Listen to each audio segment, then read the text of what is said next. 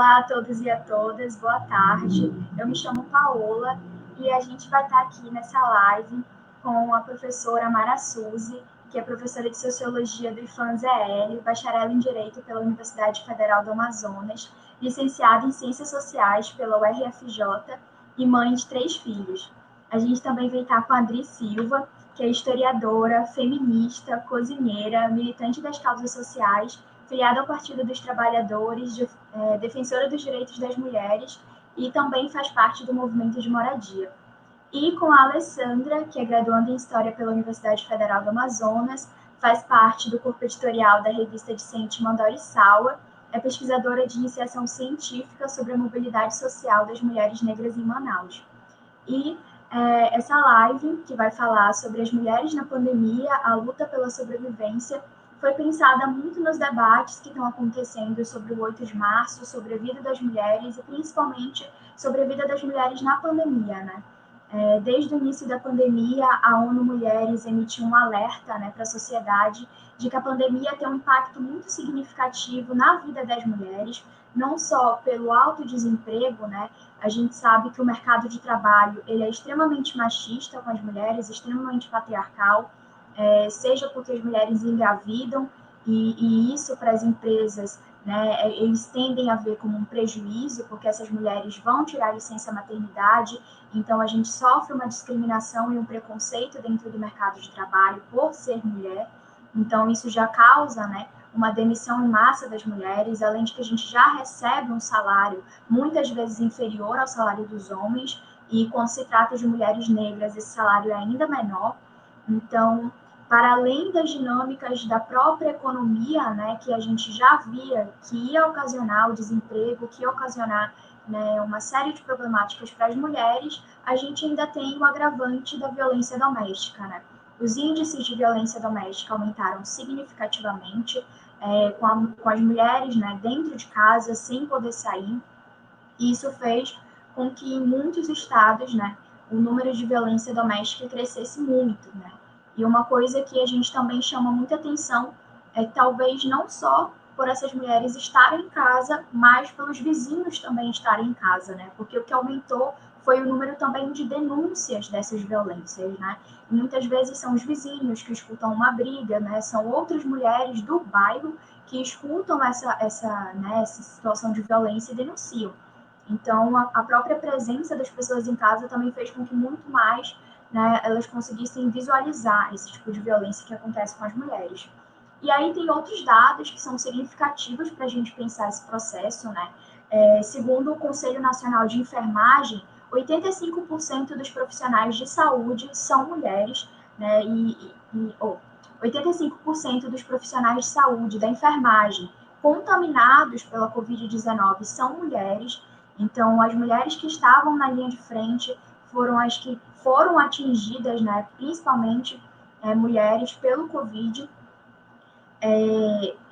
Uma pesquisa realizada pela Cato, né, que é a Contratação, Demissão e Carteira dos Profissionais Brasileiros, colocou que 60% das mães brasileiras afirmaram sentir um impacto na saúde mental com a pandemia. E aí a gente sabe da dupla, tripla, quádrupla jornada de trabalho das mulheres. As mulheres, elas estão em casa, elas trabalham, elas cuidam da casa, elas cuidam do filho, elas cuidam do marido, e essa dinâmica da aula em casa sobrecarregou demais as mulheres, né? A gente tem aqui professoras, historiadoras hoje, que podem falar dessa realidade para a gente, né? Como é que foi acompanhar, né, os estudantes e ter que, ao mesmo tempo, acompanhar seu filho, elaborar suas aulas e pensar as aulas da criança. Então, toda uma dinâmica, né, de sobrecarga que não foi pensada, que não foi discutida, né, para além da própria dinâmica do trabalho, né, como é que as mulheres estavam trabalhando, como é que as mulheres estavam vivendo, e também as mulheres que não estavam trabalhando, né, como que o auxílio emergencial, de alguma forma, né, ajudou ou não ajudou na vida dessas mulheres, né? A gente sabe que o valor que foi proposto para as mulheres, né, mães, foi um valor que ainda assim não é um valor significativo, né? A gente sabe os gastos de uma casa, a gente sabe a tarifa que a inflação está chegando, o preço dos alimentos. Então, hoje a gente tem um auxílio emergencial que está sendo discutido de R$ 375, e a gente sabe que isso não paga nem sequer uma conta de luz hoje em dia. Então, é muito complicado e são diversas dinâmicas, né, que atravessam a vida dessas mulheres. E por isso, né, a proposta de a proposta de fazer essa live, né, para ouvir também essas mulheres que passam por essas situações, que estão ali vivenciando a pandemia, que quem sabe assim a gente consegue pensar melhor, talvez, né, propostas contra essas dinâmicas, contra esses problemas que a gente vem enfrentando enquanto mulheres, né? E aí essa a gente coloca, né, a luta pela sobrevivência, porque realmente se tornou uma luta pela sobrevivência, né? Não só pela Covid-19, mas pela fome, pela falta de emprego, né, pela própria saúde mental das mulheres. Então, as mulheres elas são impactadas pelo Covid, elas são impactadas pela pandemia, são impactadas pela violência doméstica, pelo desemprego, né? São muitas situações que perpassam a vida das mulheres. Então, partindo desses pontos, né, desses princípios, eu passo a palavra a Adri, que é uma mulher incrivelmente guerreira, né? Tenho acompanhado o trabalho dela pelas redes sociais, está ali fazendo o trabalho, né, de estar levando mantimentos, de estar levando alimento para as pessoas que estão nos hospitais, né? Foi uma pessoa que atuou ali durante a crise de oxigênio em Manaus, então é uma mulher muito guerreira, né, que eu admiro muito, e eu passo a palavra a ela para ela contar um pouco aí como é que está sendo a vivência dela, né, nessa dinâmica da pandemia. Boa tarde, como a Paula já me apresentou, eu sou Odri Silva, historiadora, cozinheira, sempre me coloco no lugar de cozinheira porque é uma coisa que eu amo fazer, e com essa pandemia, a gente, enquanto militante, que não pôde ir para a rua, teve que se reconfigurar, né? E eu me reconfigurei enquanto cozinheira. Fui para a porta dos hospitais, para a Praça dos Remédios, fazer sopa, fazer quicão, e entregar para essas famílias que ali estão sem o mínimo, sem condições nenhuma nem de tomar um copo de água. E nós sabemos que quando tem essas pandemias, esses desastres, os sinistros, qualquer coisa que aconteça no mundo, as mulheres são as que mais sofrem. Como bem a Paola falou, as que mais sofrem por falta de emprego, por falta de moradia. As mulheres dentro de casa foram mais agredidas, foram violentadas. Muitas meninas saíram da escola e você sabe que quando sai da escola elas ficam vulneráveis à violência sexual, à violência doméstica. E eu sou mãe, né? Tenho 2 filhos. Meus filhos moram com o pai, mas quando foi na pandemia eu tive que trazê-los. Passei um período com eles, porque o pai não conseguiu se adequar a esse ensino online, esse ensino remoto, então eu tive que pegar meus filhos e ficar aqui com eles e tentar ajudar. Isso para mim era um sofrimento, para mim e para as crianças, porque é muito complicado, a internet falha, a criança não consegue se adaptar, se irrita, e aí eu tentei ajudar outras mães, e aí o que aconteceu? Eu tive que tirar meus filhos definitivamente o ano de 2020 da escola, não estudaram mais, não acompanharam mais nada, porque não teve como eu caminhar com eles, não teve como fazer essa adaptação. Então, para mim foi muito ruim, porque minha filha vai prestar o vestibular esse ano, e como é que vai prestar o vestibular se não estudou, se não acompanhou? Né? Isso enquanto mãe. Enquanto militante, eu vi que os hospitais estavam sobrecarregados, tem pessoas ali que estão internadas há 15, 20 dias, apenas um familiar para estar acompanhando ali aquela pessoa que está internada com Covid. E como eu não pude ir para as ruas, mas a nossa luta nas ruas parou e a gente teve que ficar só nas redes sociais, eu disse, bom, a única forma de eu continuar a luta, de ajudar essas mulheres, de ajudar essas famílias, é indo para a porta dos hospitais. E aí eu faço um trabalho dia de segunda, lá na Praça dos Remédios, com os moradores de rua, as pessoas que vivem lá, levando um alimento, uma conversa, uma palavra. Essa semana eu consegui máscara para fazer doação, porque nem máscara eles usam, né, os moradores de rua. E toda terça-feira eu estou ali no Hospital Platão Araújo, toda terça-feira, a partir das 17 horas. Eu queria ir mesmo, era todo dia, poder levar alimento todo dia para eles, levar uma sopa, ainda mais nesse período chuvoso, uma sopa quentinha é boa e uma conversa também. E ali a gente vê cada situação que não é só quem procura a gente para se alimentar, não é só os familiares que estão ali com seus doentes. Se alimenta o médico, o enfermeiro, o fisioterapeuta, toda a equipe de saúde, porque está tão defasada a questão da saúde que não tem nem alimento para eles. Eles não têm almoço, eles não têm janta, não tem uma água para tomar. Os bebedouros sempre vazios, não tem água. E eu consigo, através de doações, levar água mineral para eles tomarem. Terça-feira eu fui para lá e teve uma senhora que disse: o melhor momento, o melhor dia da semana é quando vocês aparecem aqui para trazer essa água, para trazer esse alimento. E aí a minha luta ela continua assim, como eu falei, teve que se reconfigurar, né? Eu já peguei Covid 2 vezes, saí do Covid, estou aqui viva para contar a história. A gente segue todas as normas, né? De usar álcool em gel, máscara, manter a fila meio metro de distância para poder servir, porque aglomera muita gente, mas a gente não pode de entregar o alimento. Muita gente está ali há dias sem água, sem comida. É só um familiar que fica lá e ele não tem com quem revezar. E você sabe que a economia está lá embaixo, não tem, está todo mundo desempregado, estão dormindo lá fora. Tem gente que virou, fica dormindo lá dia e noite, está 10 dias lá dormindo.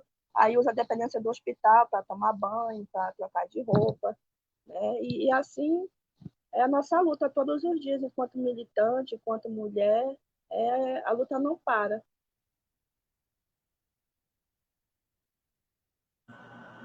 Obrigada, Dri. Eu acho que é um relato assim, extremamente sensibilizante para a gente, né? É uma realidade muito difícil, assim, que eu vejo que a população como um todo está passando, né? Infelizmente, a gente está num governo, tanto estadual quanto, né, federal, que olha para esse descaso e não faz nada, né? E, na verdade, é responsável por esse processo. Então, a gente sabe o quanto tem sido difícil, né? Eu acho que desde a crise do oxigênio a gente viu o quanto a saúde pública está sendo desmontada, está sendo destruída, e o quanto as pessoas dependem dessa saúde pública, né? O quanto a gente depende do SUS, o quanto a gente dependia de um auxílio do governo. E, assim, eu vejo, né, que tem muitas mulheres que são mulheres mães que estão, assim, sem saída mesmo, né? Precisam trabalhar, precisam colocar o filho na escola, mas aí o medo de colocar o filho na escola e, né, trazer o Covid para dentro de casa, mas também não podem deixar de trabalhar. Então, são dinâmicas que, assim, são muito tristes para a vida das mulheres, né? E eu acho que o que mais deixa a gente indignada é porque esse processo poderia ter sido evitado, né? Todo a segunda onda, né? A gente está ali quase que na terceira onda da Covid no estado, porque a gente não tem uma política pública de saúde efetiva, né? As pessoas costumam culpar a população por conta desse processo, mas como é que a gente culpa a população que também precisa trabalhar, né? Que também precisa ter renda, né? A gente não pode pensar uma medida de fechar o comércio sem que a gente tenha uma medida mínima dessas pessoas terem uma renda, né? Então, a gente tem processos assim, eu conversei com muitas mães, né, de alunos durante esse processo, que infelizmente se colocavam a favor da volta às aulas, não porque queriam que as aulas voltassem, não porque queriam que os filhos se arriscassem na escola, mas porque precisavam trabalhar e não podiam deixar a criança sozinha em casa, né? Então, e nem tinham condições, né, desempregadas, que gerar ter condições de pagar uma outra pessoa para estar, né, cuidando da criança. Então, é uma falta de assistência, é uma falta de política pública, é uma falta de empatia do governo, né? Hoje a gente tem aí menos da metade da população vacinada e com plano de vacina que nem sequer dá previsão para que essa população seja vacinada, né? Eu falo, né, enquanto eu tenho 22 anos, Eu não sei nem em que ponta da fila eu tô, né, em que mês, né, se vai ser esse ano, se vai ser no próximo ano, porque a gente não tem previsão, a gente não tem dinâmica, né. Também falo enquanto historiadora, né, enquanto eu sou graduanda, e a gente também não tem previsão de formar, né? Quem garante que eu vou ter estágio? Quem garante que eu vou formar? E aí, mais um peso, né, que foi colocado agora é a PEC, né, do próprio auxílio emergencial, que congela o salário dos servidores públicos aí até, né, acho que por não sei quantos anos, até 2026, 2036, por aí. Então, esse congelamento também tem um impacto na vida das mulheres, né? Nós temos um professorado muito composto de mulheres, então, né, é uma dinâmica que preocupa bastante a gente, preocupa pela, né, pela vinda de um processo de desgaste do serviço público, de tentar minar os concursos públicos, né? E o concurso público é uma ferramenta que as mulheres também têm de ter mais segurança no mercado de trabalho, né? De estar ali firme no cargo, concursada, e isso também me preocupa bastante, né? Enfim, acho que são muitas dinâmicas. Obrigada, Adri, pelo relato. E eu passo a palavra à Alessandra. Oi, gente, boa tarde. Vocês estão me ouvindo bem? Certo. Eu sou a Alessandra, né, como a Paula já me apresentou. Sou graduanda do curso de História, pesquisadora, membro da revista. E quanto experiência de pandemia, né, a gente vive um momento muito difícil, muito complexo. E nessa pandemia, todo mundo teve que se reinventar, como a colega acabou de dizer, né? A gente teve que se reinventar em vários aspectos. Reinventar a forma de estudar, reinventar a forma de dar aula, reinventar a forma que você está trabalhando, a forma que você pesquisa, os arquivos estão fechados, então a gente está tendo diversas dificuldades de acesso às fontes, não tem acesso a acervo de leitura, a gente não tem acesso a bibliotecas, não tem acesso a livros. Nem todos os livros estão em PDF. O conhecimento acadêmico ele ainda é elitizado, ele não está disponível para todo mundo, e nem tudo é disponível para todo mundo, tem os arquivos pessoais, enfim. Então, nessa pandemia, existe sempre essa questão da gente ter que reinventar como estamos fazendo as coisas, como estamos dialogando as coisas. As reuniões foram reinventadas, né? Agora todo mundo faz as reuniões online. E todo mundo pensa assim, é muito fácil fazer uma reunião online. Tá todo mundo em casa, mas aí você faz 3, 4 reuniões online em casa, você passou 12 horas sentada numa cadeira, você não almoçou, você não fez mais nada, só reunião online. Então, é um aspecto muito interessante do home office, né? Dessa palavrinha que entrou no vocabulário de muita gente nesse último ano caótico, né, que vivemos. Mas, assim, pensando na experiência de estudo, eu acho que não só da minha realidade, mas da realidade de alguns amigos e colegas de classe que conversamos e dialogamos bastante, a gente pode pensar principalmente a dificuldade de se manter o foco com tantas perdas, né? Todos os dias nós perdemos... essa semana agora a gente chegou à marca de 2.300 e alguma coisa de mortes num dia. São 2.000 pessoas que não estão mais aqui. E dessas 2.000 pessoas, tinha parentes, amigos, e todos os dias a gente continuava tendo que seguir a vida, mesmo com essas perdas. Recentemente nós tivemos, quinta-feira agora, nós tivemos a perda do professor Luiz Fernando, né? Uma grande perda. Na mesma quinta-feira nós perdemos o Manolo Florentino, que é um dos principais especialistas em escravidão. Então foi uma perda para a ciência inimaginável. Mas um pouco mais, alguns meses atrás, nós perdemos a queridíssima professora Ágida, e temos que continuar a vida como se essas perdas não fossem nada. A gente teve o ERE, e durante 6 meses nós tivemos que engolir o choro, segurar as lágrimas, segurar toda a emoção e continuar estudando no ensino remoto. Existem muitos discursos, né, agora sendo jogados. Mas nós perdemos um ano. Mas por que demoramos tantos para o ensino remoto? Eu acho que a pergunta que a gente deve fazer não por que perdemos tanto tempo, e sim por que perdemos tantas pessoas. Eu acho que o tempo, essa construção do tempo, né, ela é superestimada. As vidas são mais importantes do que o tempo nesse momento. Nós estamos perdendo 2.000 pessoas por dia. Então, pensar numa rotina, numa dinâmica de estudo, você está lendo um texto, chegou uma mensagem, um colega seu morreu, um parente seu morreu. Como é que você continua lendo um texto? Como é que você continua dando uma aula? Como é que você continua estudando, fazendo uma prova? Como é que você continua fichando um texto? Como é que você continua? A vida com todos os dias pessoas morrendo. Com a crise do oxigênio em janeiro, a gente perdeu várias pessoas. Chegamos aqui em Manaus a mais de 200 mortos num dia. E os interiores piorou, os casos foram muito piores. Então, era mandar mensagem para os amigos e perguntar se estava todo mundo bem, se a família estava bem. E aí, como é que faz pesquisa? A gente tem relatório para entregar. Mas e aí, como é que faz pesquisa? Como é que a gente pensa numa perspectiva de futuro? Eu, como graduanda, eu não tenho perspectiva de futuro, porque nós não temos perspectiva de concurso, porque nós não temos perspectiva de emprego, nós não temos perspectiva de absolutamente nada, porque nós não temos plano de vacinação.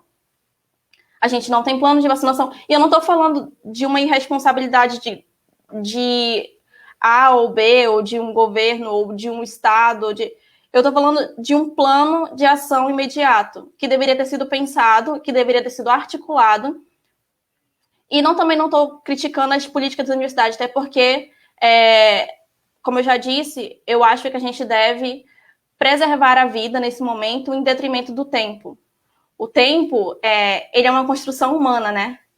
O tempo, ele passa porque as pessoas acham que ele passa. A gente não precisa recuperar a economia, a gente não precisa recuperar o tempo perdido, a gente precisa conseguir ter o luto. Com mais de 200 mil mortos, a gente precisa conseguir ter o nosso luto e não naturalizar as mortes. Essas mortes, elas não podem ser naturais. Ah, morreu fulano, beleza, vou ter que continuar seguindo a vida. A gente não pode naturalizar as mortes.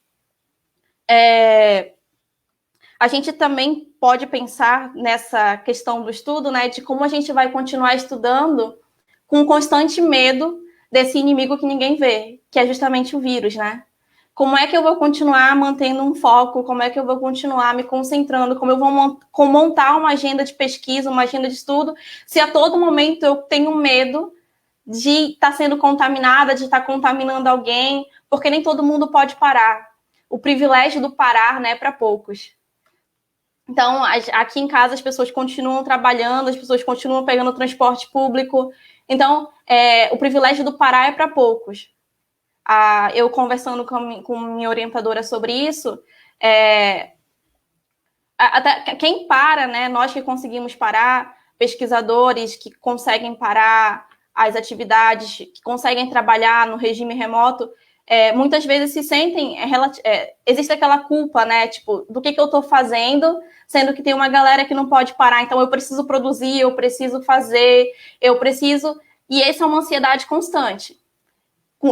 Juntando com o medo de que a todo momento eu posso estar sendo contaminado, eu posso estar contaminando alguém, ao medo da perda constante. A todo momento um parente, um amigo próximo pode estar sendo contaminado, pode estar morrendo. Então, todas essas questões psicológicas que foram muito debatidas ao longo da pandemia, né? A questão da disposição, a questão dos casos de depressão que subiram astronomicamente no Brasil, os casos de ansiedade, mas também 23, 23, a venda de antidepressivos no Brasil subiu 23% só nesse último ano de 2020. Então, os casos de depressão, de ansiedade, de distúrbios de personalidade aumentaram astronomicamente. São 23% a mais de antidepressivos sendo vendidos no Brasil atualmente. Então, a gente pode pensar em todos os fatores psicológicos que os estudantes estão vivendo nesse momento. A gente não tem condição de continuar estudando. As pessoas pedem muito o retorno às aulas, certo? A gente precisa retornar às aulas, a gente precisa retornar às aulas. Com que condições que nós vamos retornar às aulas se ainda temos 2.000 mortes todos os dias? Então, a naturalização e a banalização da morte... as pessoas morreram, a gente tem que continuar a vida. Não é bem assim. A gente tem que parar, a gente tem que reavaliar as situações. A gente tem que ter a possibilidade e o privilégio de ter o luto. A gente tem que chorar os nossos mortos. É uma perspectiva que a gente precisa ter para não cair, não ultrapassar essa linha de desumanizar a pandemia, né? De encarar todas essas mortes apenas como todo mundo morre um dia, como a gente ouve o grande discurso aí, né? É só uma gripe, a gente chamou, pessoas morrem de malária, dengue. Tá, mas não morrem 2.000 pessoas todos os dias de malária e dengue. Então a gente tem que ter esse período de luto, a gente tem que ter a possibilidade de ter o luto, sabe? Seguindo essa linha de pensamento, né, a gente também pensa nos espaços que hoje são, que não eram, mas que hoje são os espaços de estudo, de trabalho, né? Então, recentemente não, quando chegou o auge da pandemia, eu vi uma frase muito interessante que dizia o seguinte, não foram os filhos que invadiram o espaço de trabalho, foi o espaço de trabalho que invadiu o espaço dos filhos. Porque as pessoas estavam dizendo e falando muito sobre a questão de, nas lives, terem muitos filhos, maridos, enfim, a rotina da casa acontecendo enquanto as pessoas estavam trabalhando, gravando lives, fazendo palestras. E aí é uma perspectiva interessante, porque não foi realmente a casa que invadiu o trabalho, mas foi o trabalho que invadiu o espaço da casa. E hoje em dia a gente não consegue mais dividir o que é trabalho e o que é a vida. Porque tá tudo muito ligado. A gente passa 12 horas na frente do computador e só sai daí para dormir. E acorda de novo na frente do computador. Então, essa dinâmica de trabalho e de rotina de casa, fora que um ambiente completamente inadequado. Muitos de nós não estavam preparados para ter que ficar 12 horas na frente de um computador. Não tem uma cadeira adequada, não tem um ambiente tranquilo, não tem um espaço. As lives são a prova disso, né? Cachorro, moto, criança, são vários fatores que vão atrapalhando. E não só na questão das reuniões online, mas também no estudo. Você não tem um espaço onde você pode, como na universidade ou na escola, um espaço onde você passa 4 horas só fazendo aquilo. Você passa 4 horas em casa, você está limpando a casa, você está vendo a comida, chega alguém bate na porta e tem que falar com fulano. Então, os espaços, eles estão muito misturados. As dinâmicas, elas se misturaram muito. E esses espaços, o que eu acho que vai ser muito difícil para a gente, né, reorganizar os espaços e reorganizar a vida depois que tudo isso passar, né? Depois que nós tivermos o nosso luto, depois que nós conseguimos superar as nossas mortes e conseguimos velar os nossos mortos, porque nem isso estamos podendo, né? Não conseguimos velar os mortos atualmente.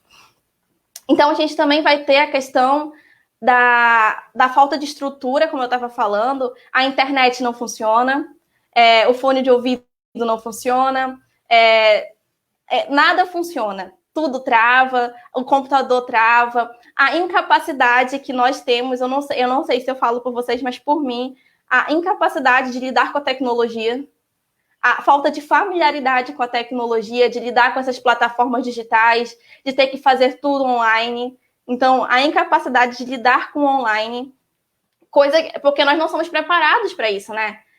Gravar uma videoaula, ter que editar um vídeo. Gravar uma videoaula leva 2 horas. Você vai usar 40 minutos das 2 horas, porque você vai passar 3 horas editando aquele vídeo. Então, você já trabalhou mais naquele dia todo do que você trabalhou numa semana. Fora o estresse e o cansaço constante de ter que estar fazendo isso, de ter que estar lidando com esse computador, né, com essa nova máquina, nova ferramenta de trabalho, principalmente do professor, e de ter que estar pensando em formas de alcançar o público do alunado, né? Porque você ainda tem, além de você ter que ter 2 vezes mais trabalho do que você já tinha, agora você também tem que pensar formas de se reinventar como professor para cativar o alunado, porque senão você não é um professor bom. A gente já pensa aí, né? E por último, para já encerrando minha fala, eu gostaria muito de falar sobre a questão dos discursos que eu tenho ouvido, principalmente de colegas graduandos, sobre essa questão da pandemia, retorno às aulas, sobre questão de estudo, né? A gente ouve muito essa questão da perda de tempo, que eu já falei, né? Que a gente está perdendo tempo. Na minha percepção, a gente não perde tempo. porque o tempo não existe para ser perdido. Então, para a gente perder... As pessoas existem, a gente está perdendo pessoas e não tempo. Então, a gente tem que pensar que a gente primeiro precisa reorganizar essa bagunça que está o Brasil, né? Que está a pandemia, que está o mundo, todo mundo está morrendo muito. Tem em todos os países, não tem um país que esteja estabilizado durante a pandemia. Eu acho que Israel, que conseguiu vacinar 60% da população, mas fora Israel, eu acho que não tem nenhum outro país que conseguiu vacinar tantas pessoas, ou que conseguiu estabilizar o número de mortos. Tem países como o Brasil entrando numa terceira onda, não tem nem como dizer que o Brasil saiu da primeira onda, né? A gente não teve uma diminuição de casos. Assim como Manaus não teve uma diminuição de casos. E ainda continuam tendo pessoas irresponsáveis falando sobre saúde mental e usando essa desculpa para, enfim, para não usar máscara, para ir ao shopping, para ver os amigos. Gente irresponsável, obviamente, que se utiliza de uma pauta muito importante para estar sendo irresponsável. Outra coisa que eu ouço muito é sobre o salvar a economia, né? Mas o que é salvar a economia nesse momento? Salvar a economia é matar 200 mil pessoas? Salvar a economia é reabrir as escolas, é reabrir as universidades e perder mais 200 mil pessoas? Mais de 1 milhão de pessoas? Porque quando reabrir tudo, quando reabrir o comércio, quando a gente não tiver mais as medidas protetivas, quando a gente não puder mais ter... quem tem a opção de ficar em casa não puder mais ficar em casa, o que vai acontecer? Sabe? O direito ao trabalho também, eu ouço muito isso, das pessoas dizerem assim, eu tenho direito a trabalhar. Tá, mas você também tem direito à assistência social. A gente chama de assistencialismo, mas as pessoas têm o direito, nesse momento, que é um momento que a gente vive quase uma guerra, né? E nós estamos quase trabalhando em lei marcial, né? De recursos, enfim. O Estado deveria intervir de forma ativa para prevenir que essas pessoas não precisem ir à rua e que elas não precisem necessariamente trabalhar de forma não remota. Isso não é responsabilidade, isso não é... O seu direito ao trabalho, ele vem depois do seu direito à vida. Você tem direito à vida. Que nessa pandemia está sendo muito questionado, né? As pessoas elas acham que a gente não vive, a gente trabalha. Mas a gente tem que pensar que a gente tem o direito à vida e não ao trabalho. O trabalho, ele é uma consequência. Então, a gente tem que repensar algumas coisas. E também o privilégio do parar, né? As pessoas falam muito sobre isso. O privilégio do parar, e é verdade. Existem pessoas que podem parar, existem pessoas que têm a possibilidade, não é o parar, né? Mas a possibilidade de você não estar tendo que ir aos lugares que você ia antes. Você tendo a possibilidade de ficar em casa e fazer as coisas que você fazia fora, dentro de casa. E realmente, como eu estava falando, gera essa questão da culpa, né? De, poxa, eu tô podendo ficar em casa, mas tem uma galera que não pode. E às vezes a gente quer ir pra rua militar e quer ir fazer passeata mas a gente não pode nesse momento. Nesse momento, pelo menos na minha visão, a melhor estratégia é ficar em casa, se proteger todo mundo, usar máscara, álcool em gel, seguir as medidas, se vacinar, ficar atento ao calendário. Eu sei que é muito difícil ficar em casa trancado. Todo dia a gente tem uma nota, um discurso, uma fala do presidente, dos governadores, enfim, dos governantes de forma geral, que nos deixam tristes, que nos deixam chateados, que nos deixam revoltados. Mas nesse momento é importante pensar que tem gente que não pode parar. E você que pode, que tem o privilégio do parar, você tem que ficar em casa. Ficar em casa é a única coisa que você tem que fazer. É importante, sim, militar, é importante lutar por justiça social, é muito importante. Mas tem gente que, nesse momento, não pode nem pensar sobre lutar, porque tem que estar pensando que tem que comer amanhã. Então, se você tem o privilégio de poder pensar sobre isso, nesse momento você pensa sobre isso e no momento seguinte você age sobre isso. Porque agora não é o momento de agir, é o momento de pensar e refletir sobre essas realidades. Assim como é o momento de refletir sobre como voltar às aulas. Eu ouvi muito sobre o conselho de pediatras falando sobre o retorno às aulas, né? Sobre como eles apoiavam o retorno às aulas. Mas eles não pensam nos professores que estão sendo postos em linha de frente e que não estão na prioridade da vacinação. Eles não pensam nos serventes, nas merendeiras, na administração da escola, que não tá como prioridade na vacinação. E que muitas vezes usa do transporte público, tem que andar em espaços lotados, com superlotação, tem que lidar com vários alunos, porque os alunos fazem rodízio, mas os professores não fazem rodízio. As serventes não fazem rodízio, as merendeiras não fazem rodízio, a administração da escola não faz rodízio. Então, a gente vai estar tendo contato com todos os alunos da escola. Então, como assim a gente vai ter um retorno às aulas seguro? Como assim é mais seguro voltar às aulas agora? Então, eu acho que, como aluna e principalmente como pessoa que está vivendo a pandemia, né, como uma mulher que vive a pandemia, tem muitas questões que precisam ser pensadas e muitas coisas que precisam ser reavaliadas. E, principalmente, eu vejo a necessidade, por exemplo, eu não tive o tempo de chorar pela morte da professora Ágida, porque eu estava fazendo... a gente estava em período de entrega de relatório, a gente está tendo que enviar, então a gente não pode nem tirar aquele dia para sentar e chorar a morte daquele professor querido. Uma professora que realmente me marcou, e eu deixo aqui minha grande homenagem à professora Ágida, uma grande mulher que eu vou levar para o resto da minha carreira como professora, e que a gente não teve o tempo de chorar a morte dela, porque é muito rápido, a gente nem sabia que ela estava doente. Então, foi um choque geral. E todos os dias são notas de pesar, são pessoas perdendo pessoas. As redes sociais viraram um grande feed de pessoas mortas, né? Você rola a timeline e você vê várias notas de pesar. E são profissionais de educação morrendo todos os dias. Então, a gente tem que ter a percepção de que o aluno também ele está passando por tudo isso. Eu, como aluna, no meu papel de aluna aqui falando agora, e aí a gente pensa no alunado também do ensino básico, né? Esse aluno também está perdendo pessoas. Ele também não está com disposição de ficar 3 horas na frente de um computador e ouvir aqui no Jornal Nacional que está morrendo 2.000 pessoas todos os dias. Sabe?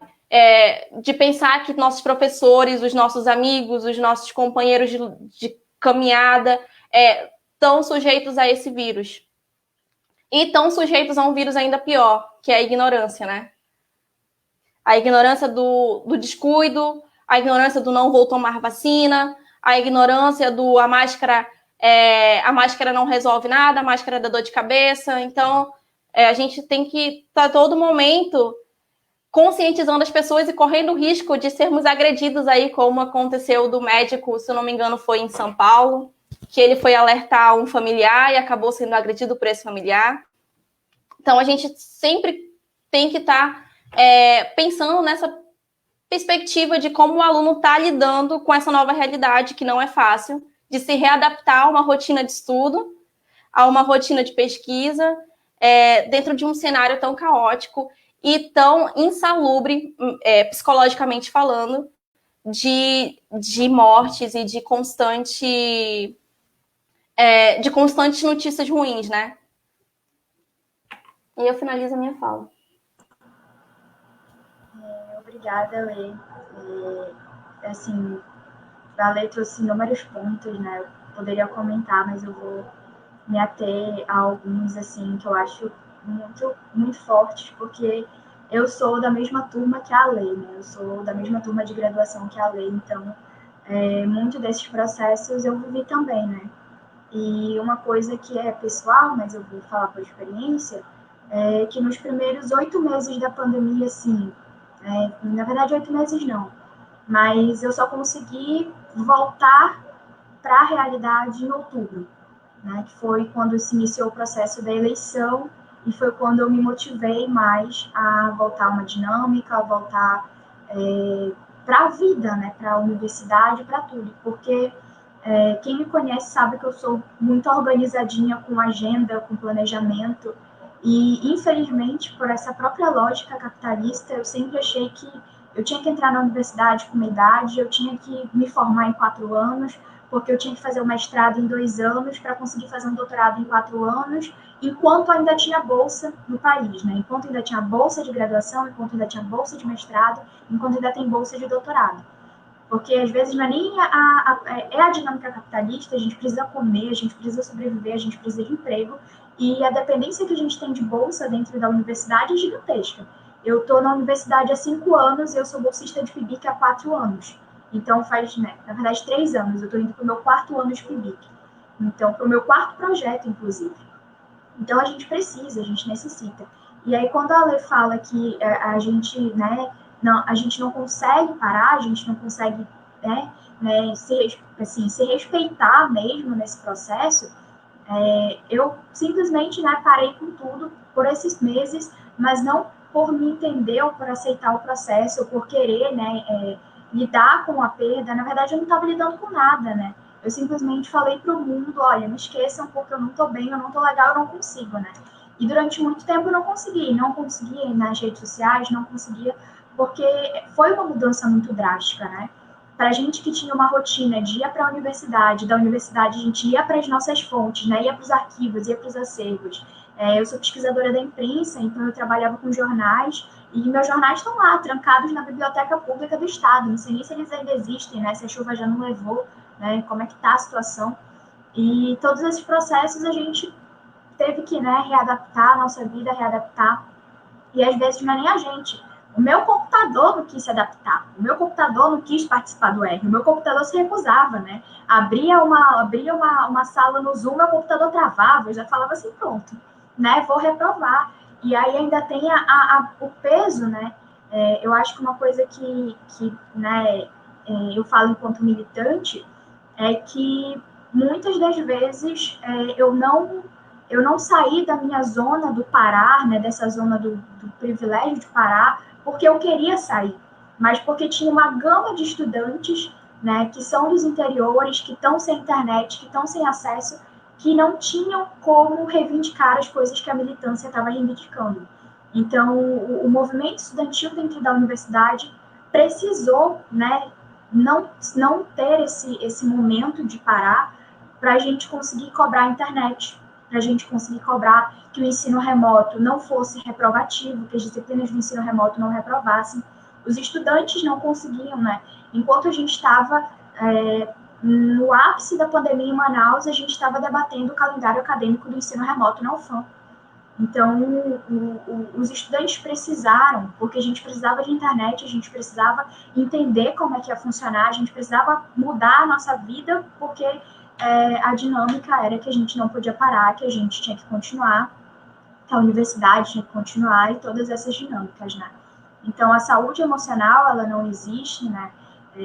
Eu acho que muito do que tem acontecido agora, assim, falo de experiência própria mesmo, é que a gente nem é tanta porrada diária, né? A gente tem tanto baque diário que às vezes a gente nem reage, né? A gente vai chorar a morte de alguém um mês depois, porque parece que um mês depois a gente entende que aquela pessoa faleceu.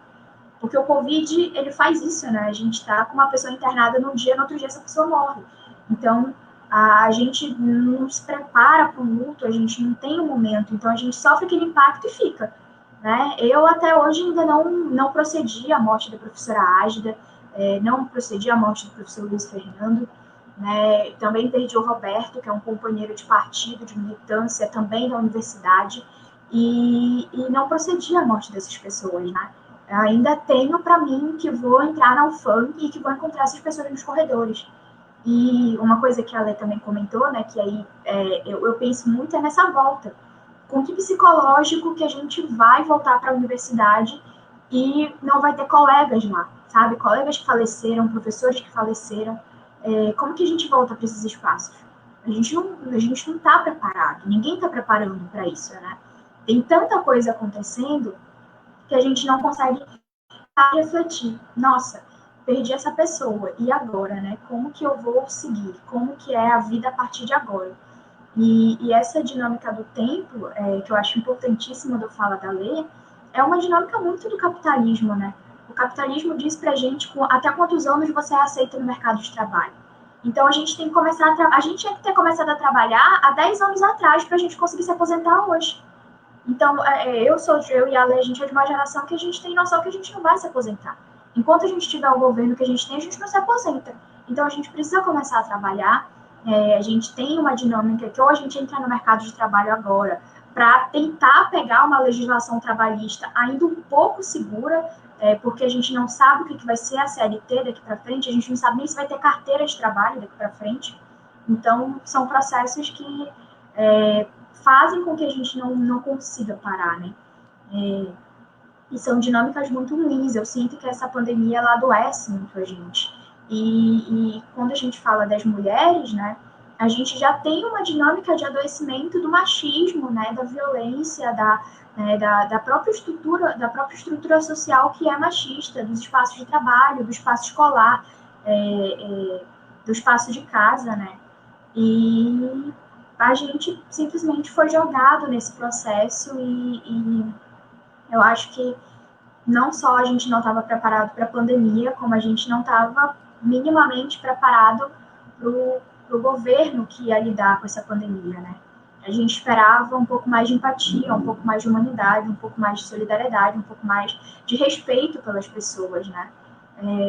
Eu sinto muito na fala da Alessandra essa indignação com as pessoas, porque a gente perdeu pessoas muito próximas, né? A gente perdeu professores muito próximos, a gente perdeu amigos, a gente perdeu, enfim, pessoas da família, né? Meu avô faleceu de Covid, então a gente fica nesse sentimento de o que essas pessoas estão fazendo, né? Será que elas ainda não entenderam? Será que elas ainda não perderam pessoas? Será que a dinâmica da economia, do capitalismo, né, dessa dinâmica do tempo mesmo é tão forte que essas pessoas simplesmente não procedem mais ao luto, não procedem mais à perda, não procedem mais à vida, né?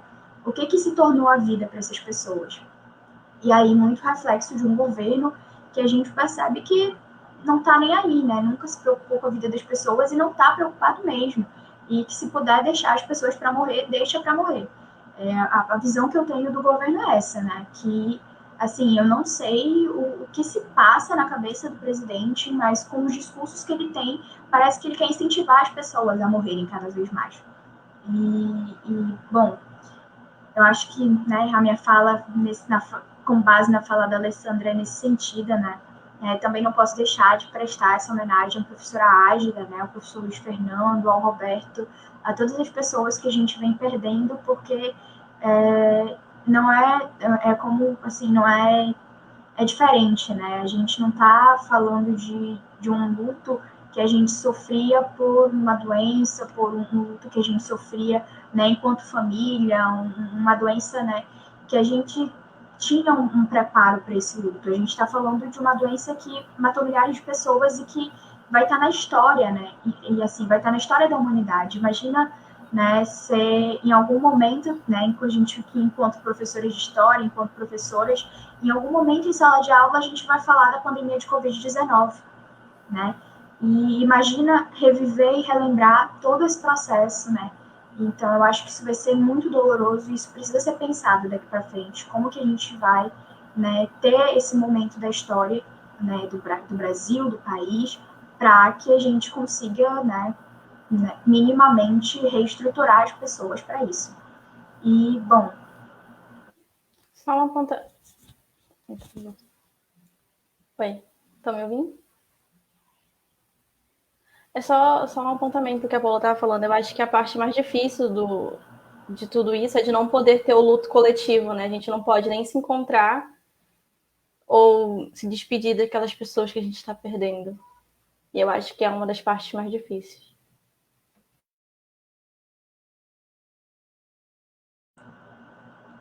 Acho que sim. Eu acho que a própria dinâmica familiar, né? A gente não poder reunir a família para se despedir de uma pessoa, ou assim, eu penso muito nas famílias que tiveram os familiares levados para outros estados, né? Eu acompanhei o desespero dessas pessoas por meio da Kizomba, né? A gente tentou reunir os números dos hospitais para onde os familiares das pessoas estavam indo, porque era desesperador as pessoas, né, terem um familiar levado e muita gente humilde, muita gente sem celular, muita gente que assim só tem o telefone residencial mesmo, ou então que pedir emprestado o celular de uma pessoa de dentro do hospital, de um médico do hospital para conseguir ligar para um familiar que está em outro estado e que essa pessoa, né, não sabe como está e infelizmente às vezes só recebe a notícia de que o familiar já faleceu. Então é um luto que ele não está sendo minimamente, né, possibilitado. E o Covid-19, infelizmente, faz isso com as pessoas. Então, é realmente um processo muito difícil. E aí eu passo a palavra, né, à Mara, para que ela possa fazer a contribuição dela.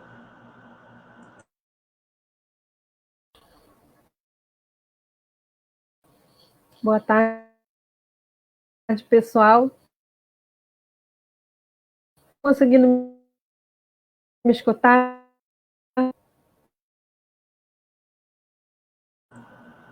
Não sei se está travando. Para mim, eu acho que está travando um pouco aqui. Voltou agora. Estão conseguindo me escutar? Travou, né? Agora está dando? Porque tem hora que trava.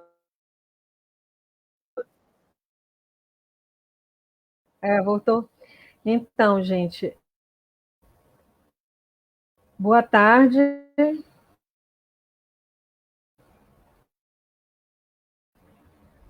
Boa tarde, pessoal.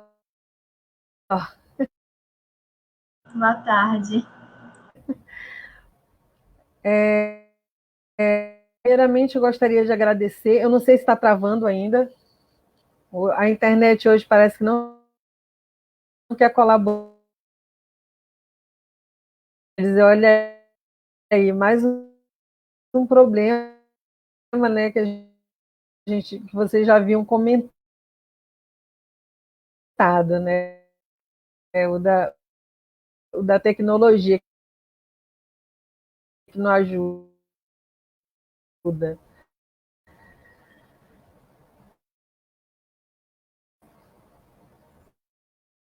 Estão conseguindo me ouvir, gente? Estou meio perdida aqui nesse negócio desse travamento. Tá travando um pouco, mas dá não para sei ouvir como é que normal, está o sim. áudio. Estou conseguindo? Não, né? Gente. Tá bom. Vou ver o que está acontecendo aqui no. Não sei o que está acontecendo. Sim, seguindo falar com vocês, eu estou meio travada, eu acho. Não sei se está bom o áudio ou o vídeo. Tem alguma coisa que eu possa fazer por aqui que eu não sei. O áudio está funcionando, mas o vídeo está travando um pouco. Tentar. Dá? Tá bom. Então, obrigada pelo convite. Está sendo um prazer, né, falar com vocês. Eu gostei muito das falas, gostei muito da introdução. Parabéns também, Adri, pelo trabalho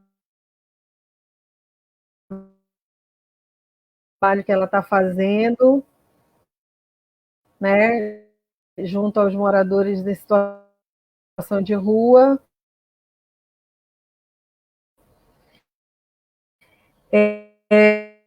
Achei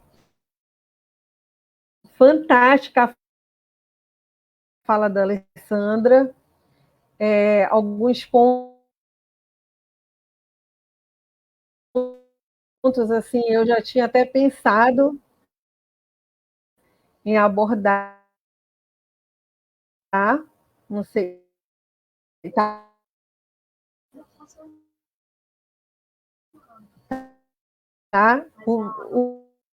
O vídeo trava. A gente não está conseguindo te ouvir direito, tá travando. E o áudio é que é o mais importante. Bom, eu vou falar um pouco assim da minha experiência nessa pandemia, porque aí eu não sei se vai meio que abarcar muitas mulheres e de muitas professoras, né? E mães também que estão passando pela mesma coisa. No começo da pandemia, há um ano atrás, foi assim, uma coisa totalmente inesperada, que obviamente pegou todo mundo de surpresa, e a inocência foi muito grande também, porque eu lembro que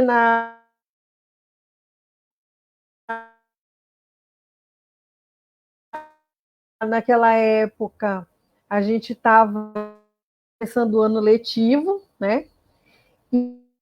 E foi logo após o carnaval, inclusive eu lembro muito bem, como se fosse hoje, foi depois do 8M, que tudo parece que o mundo mudou, foi uma confusão danada. E já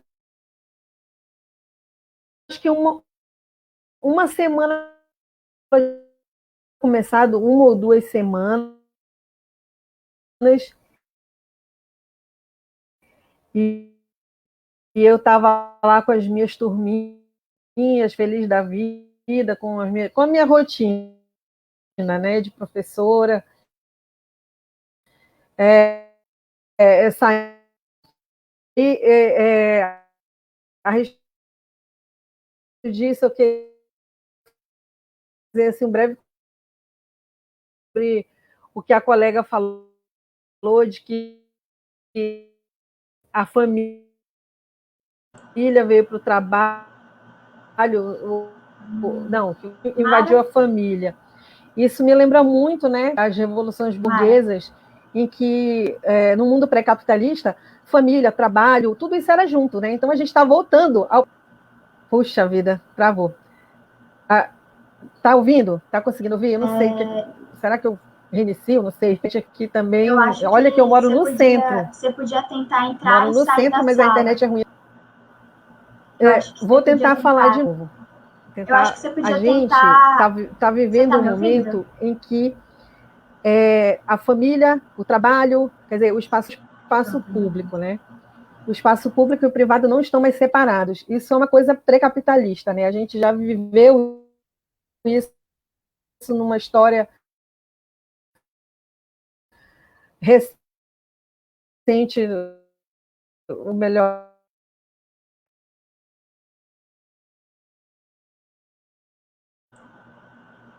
Então, acho que ela caiu.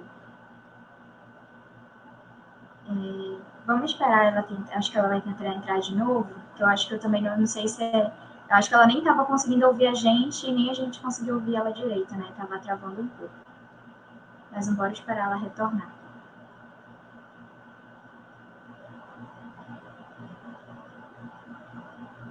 Enquanto isso, só queria agradecer a todo mundo que está acompanhando a gente, né? Se vocês tiverem dúvidas, perguntas, comentários, vocês podem estar colocando no chat, que aí a gente consegue estar visualizando aqui.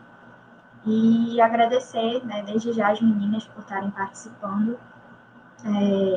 Como a Lei falou, eu sei que ela está, né, em final de relatório de PIBIC, né, a Adri tem as dinâmicas, né, da própria entrega que ela faz de alimentos, então eu acho que todo mundo tirou um tempo da vida, né, dessa loucura que a gente estar nesse momento de pandemia, de Covid, de essa vida, não vida, trabalho, vida, para estar participando da live. Então eu agradeço bastante. A Mara voltou. Gente. Eu acho que agora talvez está conseguindo ouvir melhor a gente. Eu estou escutando bem, não sei se vocês vão me escutar, né? Vamos tentar aqui, isso agora tá embaralhou melhor. até. Embaralhou até a fala. Eu tinha planejado aqui falar uma coisa e estava saindo outra. Mais uma vez, agradecer o convite, né, para essa tarde muito legal, conversando com mulheres aí, inteligentes, maravilhosas.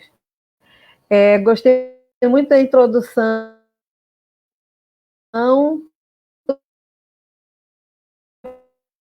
fala da Dri e saber da experiência dela, né, com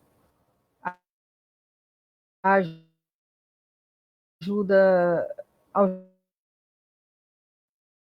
moradores em situação de rua. A Alessandra foi brilhante, brilhante mesmo. Acho que muita coisa do que ela falou eu já tinha pensado aqui comigo. Puxa, eu poderia falar sobre isso, mas ela falou tão brilhantemente que eu acho que eu só vou poder abordar algumas coisas que ela disse na minha fala. Bom, em primeiro lugar, né, quero me apresentar, eu sou professora do Instituto Federal do Amazonas e isso para mim é muito importante frisar, porque no Instituto Federal tem, como é que eu vou dizer, fico com isso, né? Porque na Leste foi uma das zonas da cidade que menos. Eu acho que lockdown não teve na cidade como um casa, né? Porque isso é mais humildes da cidade, onde muita gente trabalha na informalidade também.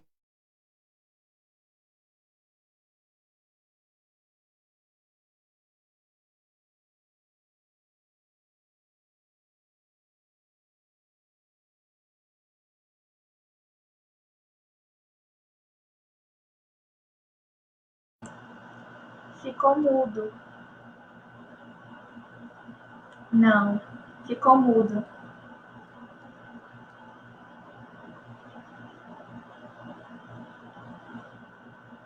Vocês estão conseguindo me ouvir?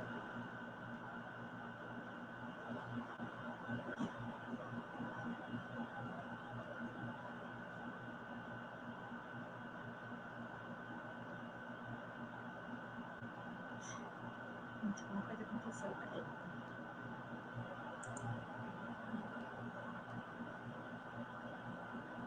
Vocês não estão ouvindo ela, né? Mara, teu áudio. A gente não está conseguindo te ouvir.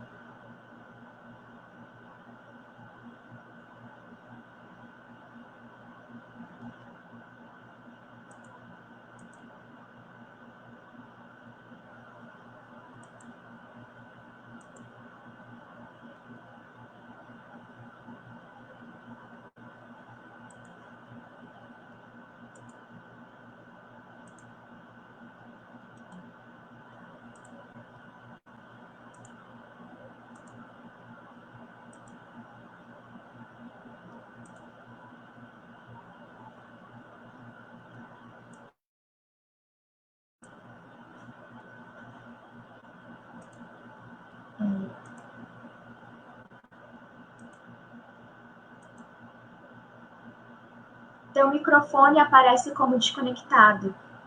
Eu acho que, não sei se é o cabo.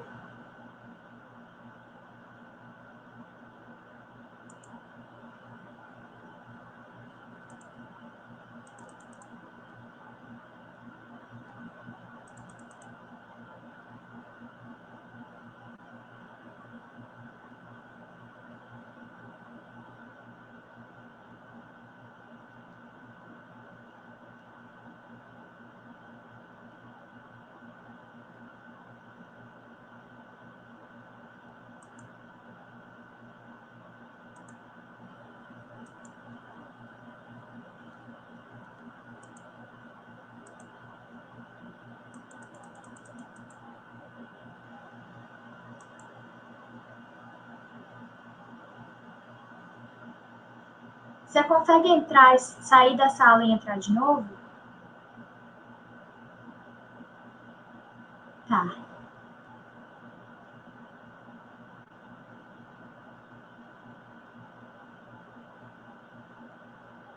Pois é, o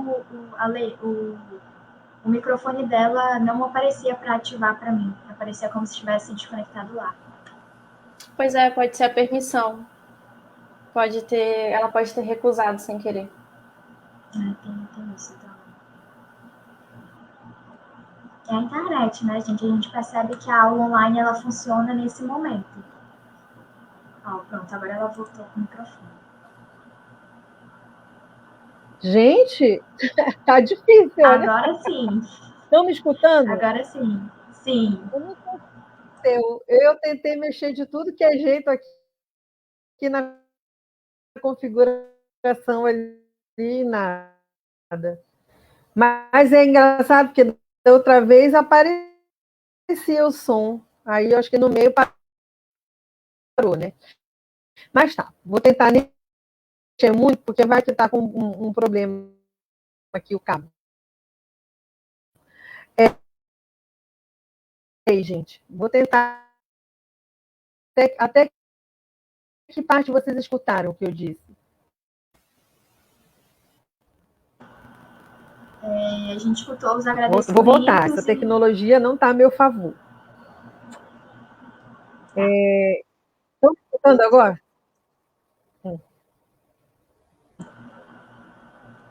Estamos sim.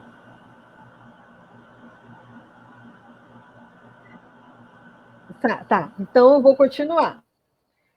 Que a gente voltou ao pré-capitalismo, vocês ouviram essa parte? Sim. Ou não? Conseguimos sim. Então, o trabalho e casa misturado, vocês estão vendo que uma das barreiras para a gente é a tecnologia, né? Eu moro na zona central da cidade e aqui a internet às vezes não ajuda. Cansei de ter esse problema na aula, durante a aula com os meus alunos, e os alunos, né, caem matando, né? Falam, professora, a senhora te pague uma internet para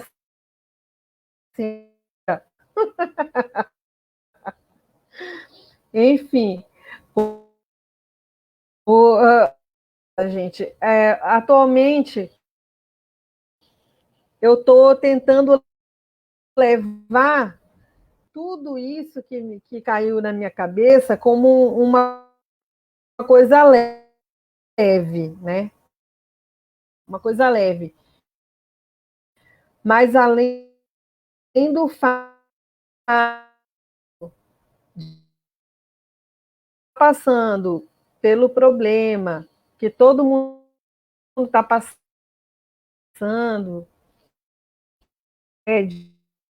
que se reinventar e tudo mais, eu até tenho um pouco de problema com esse negócio de se reinventar, porque eu acho que inventaram essa para a gente, né?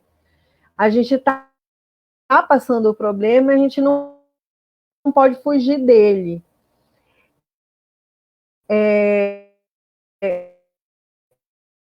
Como eu falei para vocês escutar, eu estava nós levando a nossa vida numa boa, eu como qualquer pessoa e qualquer professora de início de ano, totalmente organizada para o meu ano letivo, veio a pandemia, aí eu pensei, vou ficar 2 semanas preparando um pouco mais, então, em casa, já já eu volto, vai dar. E estamos aqui, um ano depois,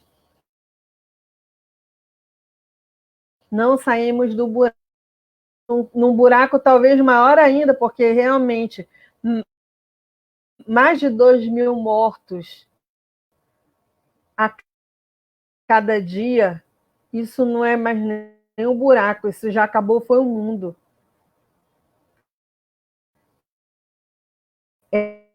E a gente fica assim, perplexo, como realmente as pessoas não se deram conta ainda disso. Né?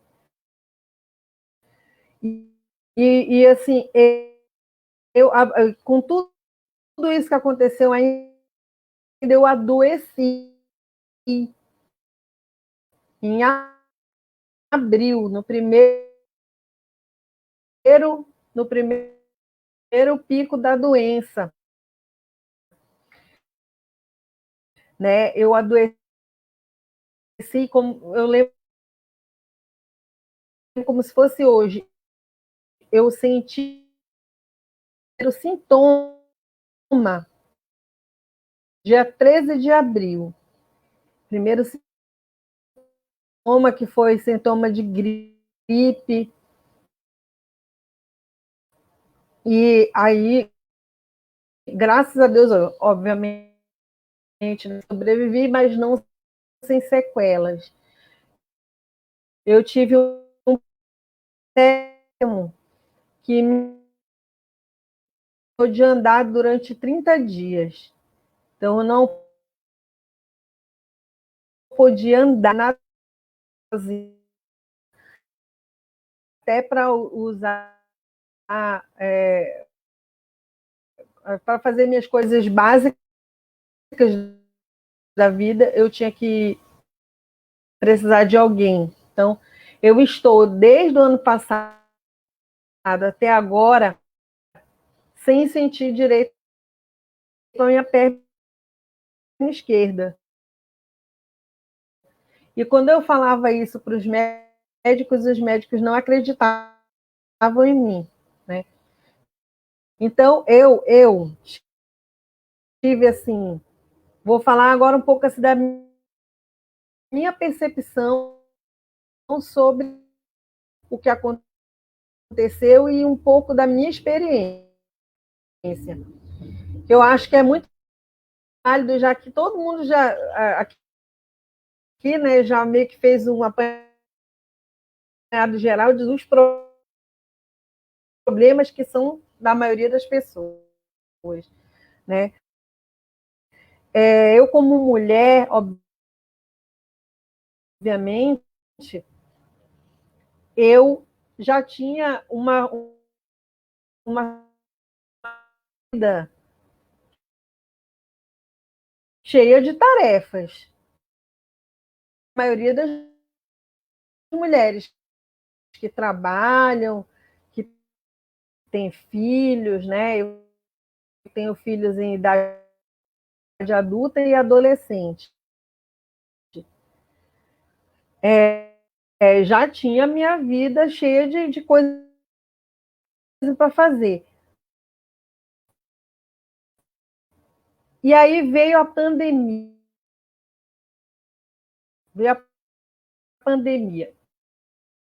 E embora eu esteja numa situação mais confortável, graças a Deus, né? Do que a maioria das mulheres, já que a gente sabe que a maioria das mulheres, ou pelo menos metade das mulheres, vamos botar assim, são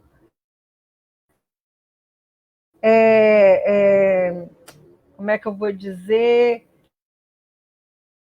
São elas que lideram as famílias, provedoras, né?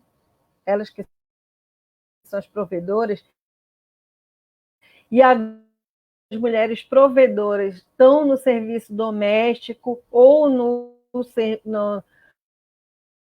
setor informal da economia, né?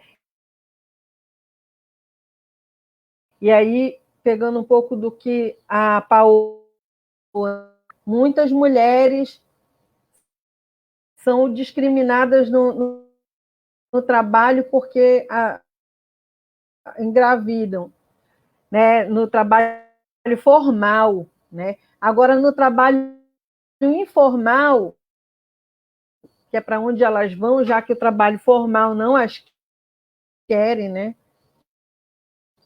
Elas vão para o trabalho informal, isso já era uma realidade antes. E aí veio a pandemia e botou essas mulheres para fora de qualquer coisa, porque elas também não podiam sair para trabalhar onde elas já trabalhavam, né? Como domésticas, e também não podem fazer os trabalhos informais que faziam. E é lógico que a miséria cresceu. Eu ainda bem estou fora dessa parcela das mulheres. Sou servidora pública, mas isso não me deixa numa situação tão mais confortável, não. Que a gente teve perdas, né, grandes nesses últimos tempos, aumento de salário,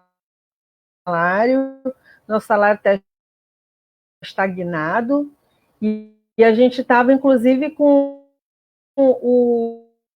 a ameaça de ter progressões, de ter nossa carreira impactada também pela pandemia. Né? Muitas de nós que somos professoras, a maioria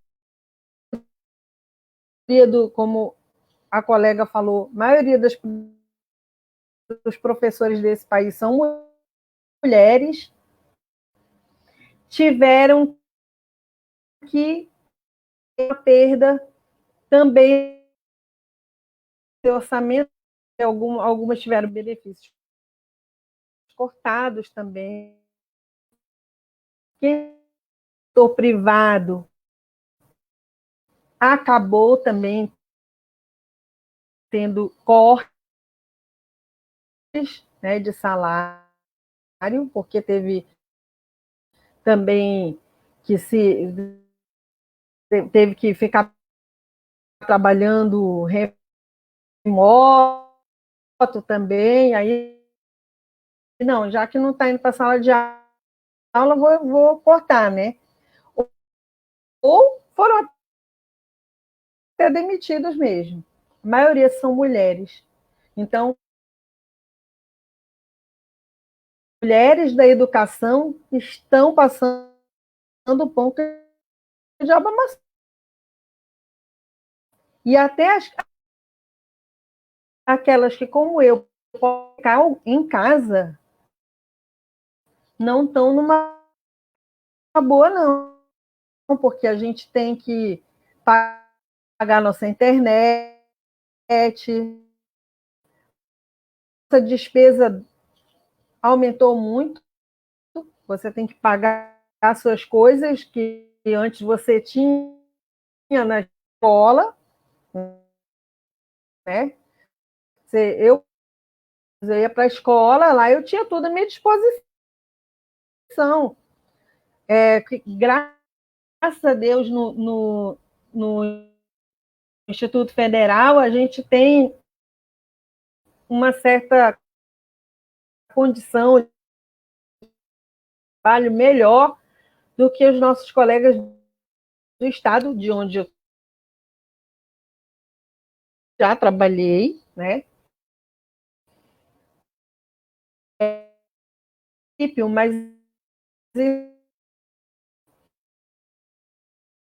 Mas porque aí você tem que ter um computador melhor, você tem que ter uma internet melhor, você tem que dividir seu tempo entre trabalhar na sua casa, porque as pessoas realmente veem você em casa. A vida, minha mãe está em casa, então eu já não preciso fazer tal coisa, porque minha mãe está em casa, né? E a maioria são mulheres.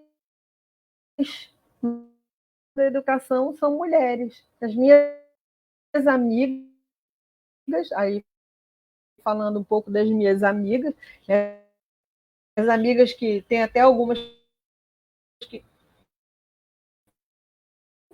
né, Sônia Lira, está me vendo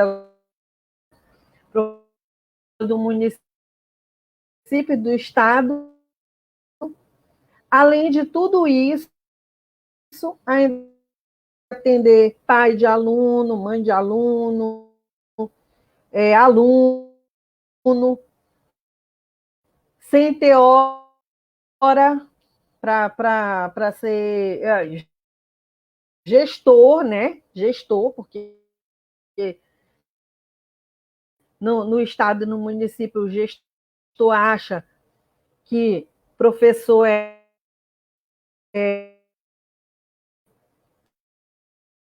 máquina, não sai tempo para nada, é só trabalhar. Todo esse povo, qualquer hora do dia e da noite, final de semana, não tem mais, não tem mais espaço privado. Você tem que ficar à mercê disso. Você tem que ficar sendo, às vezes, esculhambado, né? Porque às vezes eu abri esse Facebook e vi gente falando mal de professor. Quantas vezes eu vi? Todos os males da educação é o professor. O problema é o professor. O professor não quer trabalhar, por isso não quer que volte às aulas. Esquecendo que e professoras, a maioria, né, devo dizer, principalmente do ensino médio do ensino fundamental e médio, são professoras, tem uma carga de trabalho muito, muito cruel, porque embora muitos professores não estejam na sala de aula presencialmente, eles têm que corrigir uma série de trabalhos, eles têm que planejar as aulas, eles têm que dar conta dos trabalhos burocráticos da escola, né? Porque todo mundo pensa que vida de professor é só chegar lá na hora e ser professor. Não. Tem um estudo, tem uma dedicação que você tem que ter aquilo. E você, às vezes, não é compreendido pela sociedade. Então, falando como professora, muitas vezes não é compreendido por essa sociedade. Nós estamos vivendo a pandemia igual todo mundo, ficando doente, morrendo,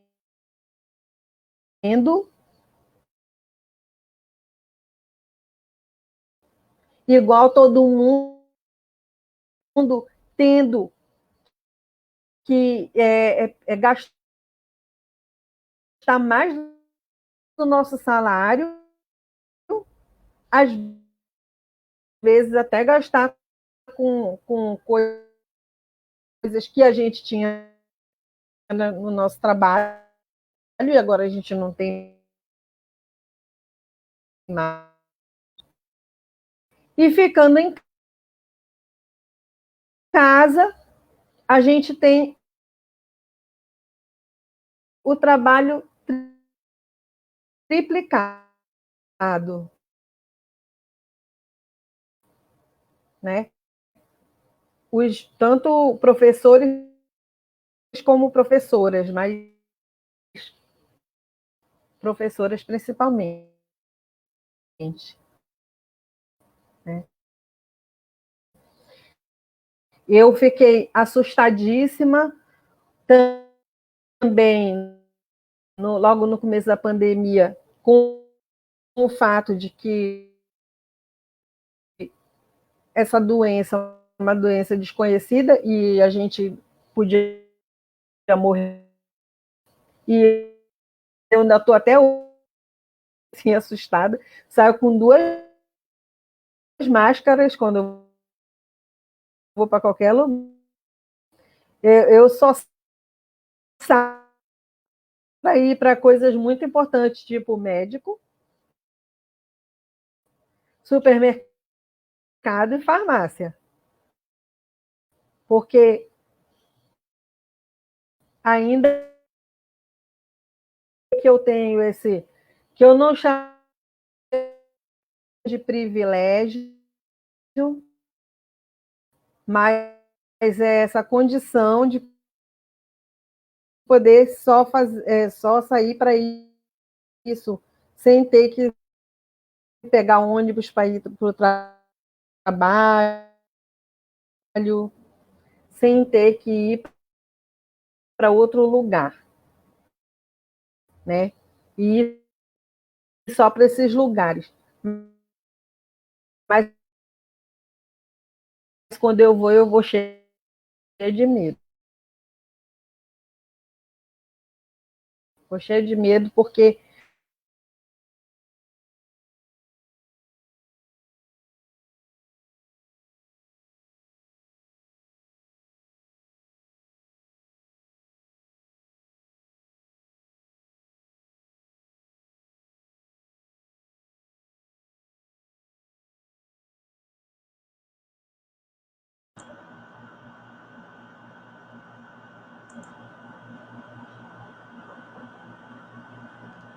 Mara?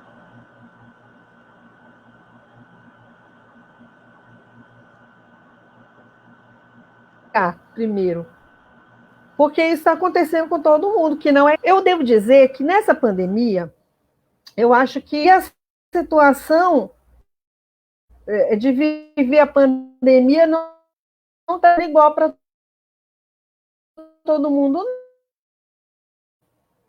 não está sendo igual. Quem é rico ficou mais rico, ficou mais rico. Os bancos ficaram mais.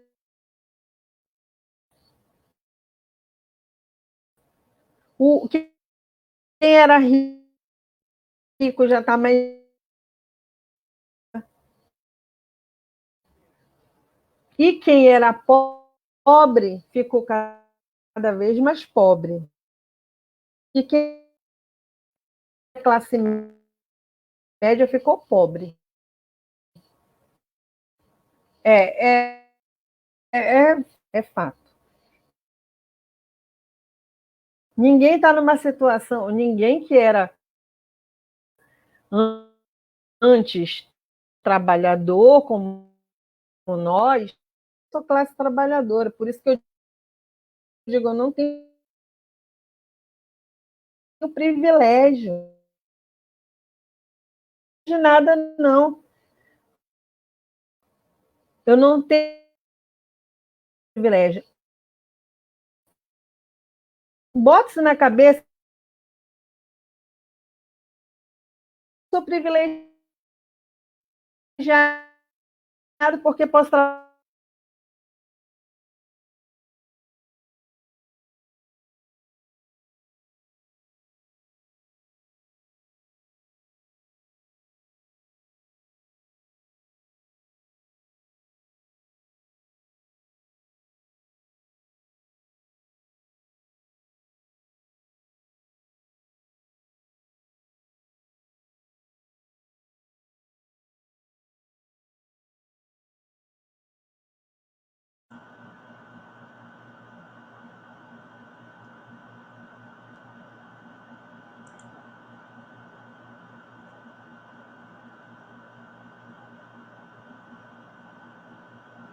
Vocês estão me ouvindo?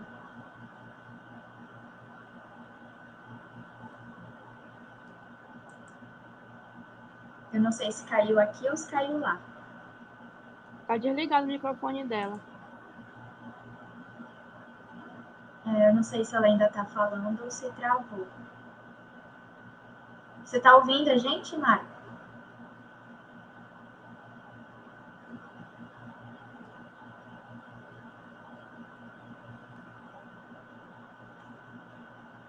Será que ela Pessoa de confiança. Ficou 30 anos só encangando o grilo, como a gente fala por aqui, né? Português claro. Ficou 30 anos sem apresentar nenhum projeto para esse país. Ele tivesse feito que prestasse, porque foram 30 anos. Aí o camarada ganha a eleição, é claro que ele não fazia nada, porque ele já estava fazendo isso antes. O que ele não contava é que do caminho tinha uma pandemia. A pandemia no meio do caminho. E ninguém mesmo, nem ele, nem nós, estávamos preparados para o que estava por vir, que era isso. Hoje, nós, todos, né, mulheres, homens, crianças, idosos, todo mundo, está na mão de um governo, que aí não é só ele, né, é todo um governo, e não só dele também, mas de um governo estadual também, porque eu posso falar, estamos numa democracia, um governo que não pensa nas pessoas. Ele é o que tem, disse em livros, é o governo da morte. O governo da morte. Ele não quer saber se tem pessoas morrendo, porque isso não interessa a ele. Ele já plantava população, quando ele falava que não estava nem aí para os quilombolas, que não estava nem aí para as mulheres, que não estava nem aí para os negros, que não estava nem aí para os indígenas. Ele não estava nem aí para ninguém. Como é que ele ia estar aí agora, né? Sinto triste, porque a gente fez um movimento, né, num certo momento na eleitoral, mas teve muita gente que ele e apertaram lá 17. E estamos aqui, desculpa se eu me exalto, porque hoje nós estamos aqui agora passando por isso. Eu tenho a minha vida pessoal impactada, a minha saúde impactada, a minha vida profissional impactada, tudo porque está na hora de... Eu acho que a gente tinha opções. Não só mas algumas opções. E agora a gente tem que lidar com isso. Mas eu devo dizer, falando assim um pouco do futuro, né, da esperança. Acho que a gente tem que ter esperança, tá? Porque existem ciclos que têm que ser vivenciados, né? Eu acho que esse ciclo ele vai acabar e vai ressurgir, né? Porque isso é uma coisa da dinâmica mesmo da sociedade. Vai ressurgir da nossa atitude também, né? A gente vai mal queremos retomar a nossa força, nossa resistência, para que a gente possa superar esses obstáculos. Não esquecer que a gente é movimento mundial também, mas também um movimento nacional, uma coisa nossa, uma coisa brasileira, uma coisa de a gente recuperar a nossa esperança, e a gente vai chorar se nós vamos para a lágrima e nós vamos partir para o choque. Nós vamos partir para a luta, né? Eu, enquanto professora, no caso de mãe de 3 filhos, eu contribuí para essa sociedade. Eu tenho 3 cidadãos que saíram que vão contribuir com a mudança. Pessoas que vão contribuir com essa mudança. Enquanto professora de muita gente. E a gente, quando é professor, a gente gosta de ser professor e a gente está lutando para ser professor. Eu todo dia falo de bandeira de luta. Nós não vamos desistir. Ele está lá, um ou outro, que vai ser assim. Mas nós que acreditamos no futuro e temos esperança, nós vamos mudar, porque cabe a nós fazer isso. Era só isso que eu queria dizer. Eu queria deixar esse recado para as pessoas que estão vendo essa live no futuro. A gente tem que ter esperança, que a gente está sofrendo isso, nós vamos superar e nós vamos lá. E a gente vai derrotar. Nós vamos o governo estadual também, que é outro. E agora até o municipal também, não está com uma bola muito cheia, não. Mas eu acho que estava com delay, sim. Eu acho que o aplicativo ele segurou para soltar a tua fala toda, porque não sei se para a Adri saiu agora, mas para mim terminou agora a fala dela, né? Estava praticamente tendo 2 falas. No meu aparecia para mim. Tinha 2 falas correndo, eu não sei o que o aplicativo fez. Mas eu acho que deu para entender. Você comentou que você se empolgou, mas eu acho que é um sentimento de luta mesmo, é um sentimento de que a gente tem que fazer, a gente tem que se colocar. Não dá para fingir, fechar os olhos como se... Oi. E agora de novo o microfone. Oi. Ainda acho que ainda é o delay, né? Da fala dela. Tá me escutando? Mas enfim, eu vou continuar aqui. Eu acho que ainda é o delay da fala. Gente, eu não sei. Mas... eu já até me despedi, mas um negócio que estão me escutando. Era que não gostou de mim. Continuando, tem alguns Estão pontos escutando, da fala gente? que eu queria comentar. A Lê, ela teve que sair porque ela tinha uma outra reunião, né? Como ela falou, essa dinâmica que a gente tem de lives, a gente está em uma reunião e vai para outra reunião e para outra reunião. Então, ela teve que sair, né, para outra reunião, mas desde já agradecer a participação dela. E aí, assim, né, eu me sinto muito contemplada pela fala da Mara, porque a minha mãe também é professora, né? Minha mãe, ela é professora de creche.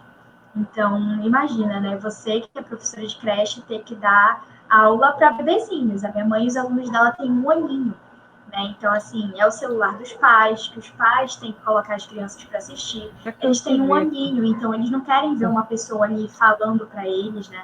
Eles queriam as brincadeiras, eles queriam, né, as rodas que os professores organizavam. Então, isso foi um processo muito difícil. E foi um processo adaptativo para a família toda. Né? A família toda teve que se adaptar à aula em casa da minha mãe, de separar um espaço na casa. Eu encerrei. Gente, eu acho que travou, hein? De conseguir. Estou ouvindo.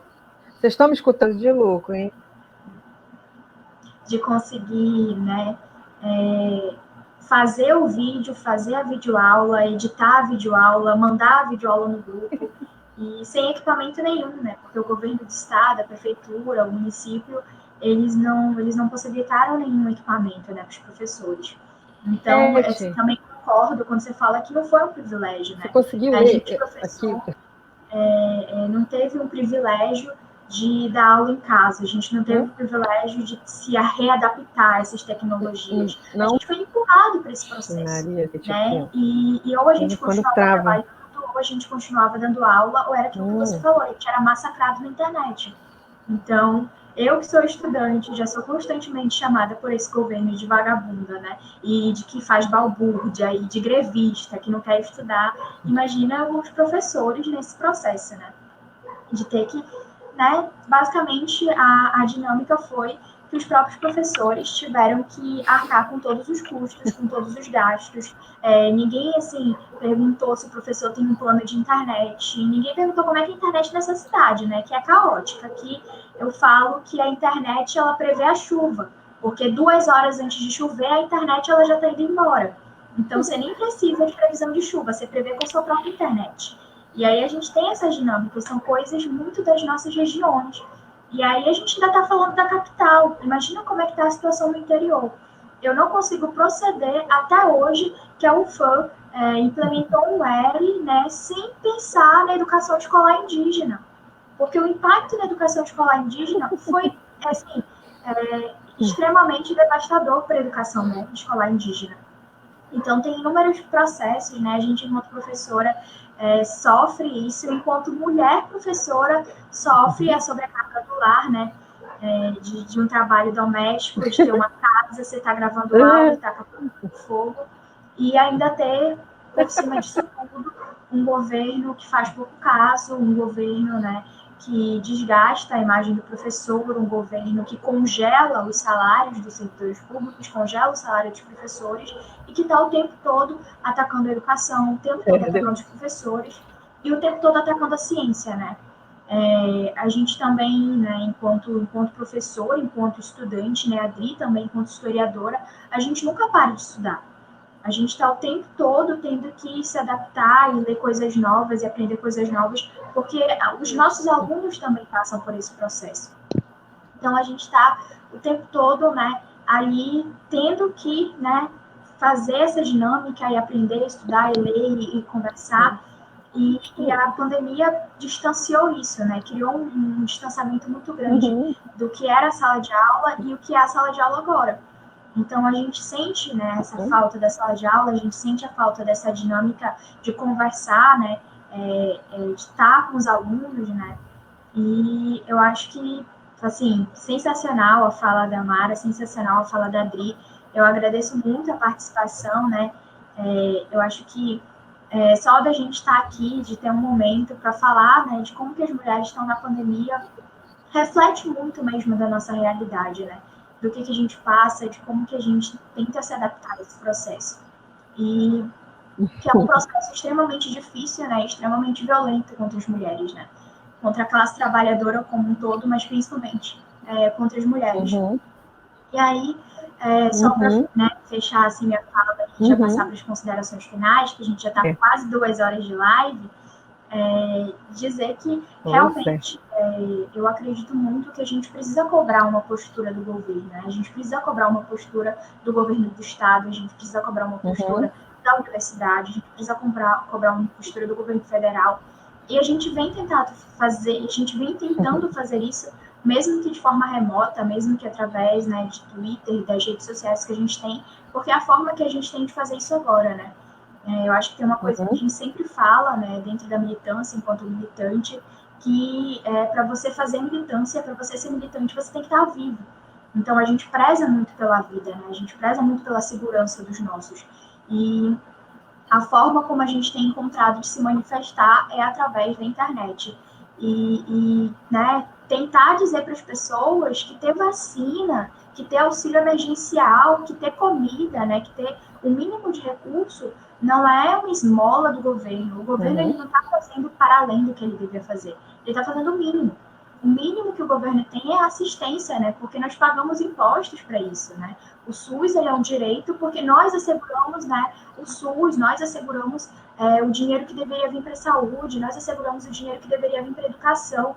É uma vergonha para o Estado a gente ter milhões de recursos do Fundeb, né, do dinheiro do Fundeb sendo devolvido porque não foi usado.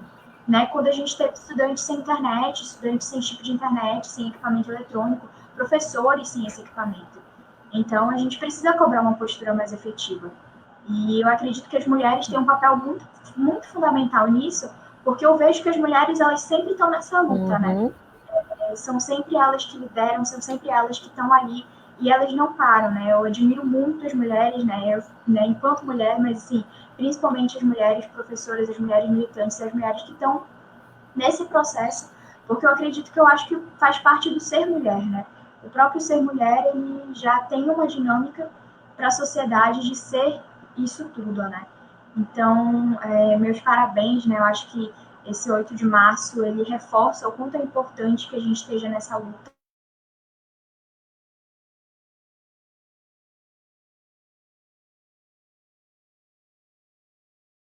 Uma das melhores lutas, né, que foi uma luta contra o desgoverno, contra o retrocesso, e a gente continua nessa luta, né? Então, é isso, eu agradeço novamente as meninas, né? Agradeço a todo mundo que está acompanhando a gente e eu passo a palavra às meninas para fazer as considerações finais. Desde já agradeço a todo mundo que acompanhou a live, que pôde participar com a gente, quem comentou também, né? E, enfim, agradeço as meninas pela disponibilidade, pelo tempo. Posso falar já? Posso, né? Ah, tá. Eu quero agradecer a Paola pelo convite. Dizer que os nossos direitos eles estão seguros lá no artigo 6º da Constituição, diz que saúde, moradia, educação é um direito de todos e todas. E que se a gente não consegue prover moradia, educação, saúde, quem tem que prover é o Estado, quem tem que prover é o federal, quem tem que prover é o município. E dizer que nas próximas eleições, que nós possamos ter lado, sair da neutralidade e votar no governo que realmente está do lado das mulheres, dos LGBTs, dos indígenas, dos negros. Esse é o meu recado que eu tenho para quem está assistindo a live. Dizer que quando chegar o dia da vacina, se vacine, porque só a vacinação em massa poderá nos proteger e acabar com todo esse sofrimento. Só a vacinação em massa a gente vai poder voltar para as escolas, voltar para as ruas, sair dos hospitais. Então, vamos pressionar esse governo para que ele possa comprar vacina, que todo mundo seja vacinado. E enquanto essa vacina não chega, e nós possamos ter todos os cuidados, usar máscara, usar álcool em gel, não sair de casa, a não ser se for necessário sair. E agradecer as outras companheiras que estão aí na luta e que a luta ela continua nas redes sociais e em breve ela vai continuar nas ruas novamente. Obrigada. Bom, pessoal, obrigada por ter me convidado, né, para essa conversa, gostei muito. As minhas palavras desse final é no sentido de que a gente não desista. Primeiro que a gente resista, e resistir significa, nesse momento, também ter com a gente e com o próximo. Não ser egoísta, não pensar só no seu umbigo, pensar que você está dentro da coletividade. Ela não é uma coisa individual, é uma doença coletiva, é uma doença que nos convida a ter um olhar de empatia pelo próximo,